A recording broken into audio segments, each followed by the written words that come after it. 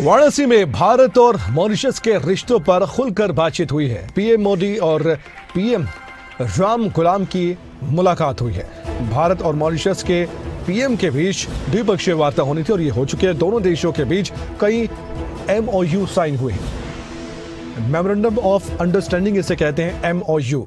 Space research और विज्ञान पर एमओयू साइन हुए हैं, यानी कि भारत और मॉरिशस स्पेस के मामले में, यानी स्पेस रिसर्च के मामले में और साथ ही साइंस पर भी आने वाले वक्त में काम करेंगे, एक साथ काम करेंगे। और इस तरह का तो आप जानते ही हैं, रिकॉर्ड बहुत बेहतरीन रहा है। मॉरिशस को भी मदद मिलेगी और मॉरिशस की टेक्नोलॉजी अगर होगी इस काबिल के भारत की मदद करे तो दोनों एक दूसरे की साझा मदद करेंगे। अब ऐसे में 100 इलेक्ट्रिक बसें भेजी जाएंगी।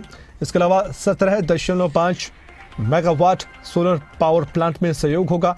500 सिविल सेवकों का प्रशिक्षण होगा। विज्ञान का निदेशालय स्थापित होगा। 16 सितंबर तक भारत यात्रा पर हैं पीएम, यानी कि मॉरिशस के पीएम राम गुलाम। और आप तस्वीरें देख सकते हैं, दोनों देशों के जो समकक्ष थे वो भी सामने दिखे, साथ ही प्रधानमंत्री तो थे ही। सुनवाते क्या कुछ कहा गया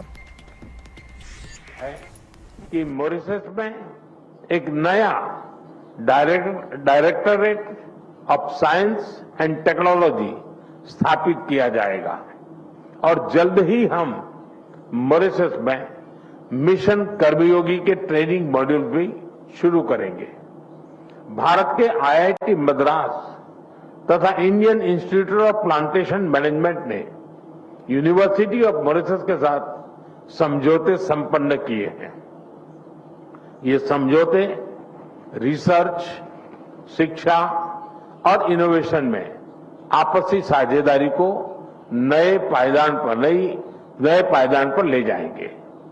फ्रेंड्स, फ्री, ओपन, सिक्योर, स्थिर और समृद्ध हिंद महासागर हमारी साझा प्राथमिकता है।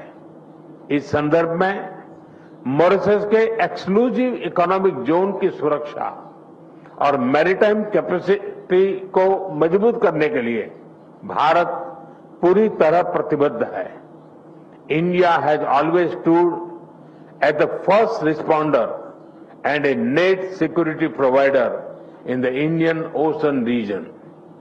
मॉरिशस के कोस्ट गार्ड शिप का रिफिटिंग भारत में किया जा रहा है।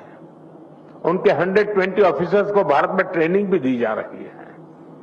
आज हाइड्रोग्राफी के क्षेत्र में सहयोग पर समझौता संपन्न किया गया है और अगले 5 वर्षों तक EEZ का ज्वाइंट सर्वे नेविगेशन, चार्ट्स और हाइड्रोग्राफिक डेटा में आपसी सहयोग करेंगे।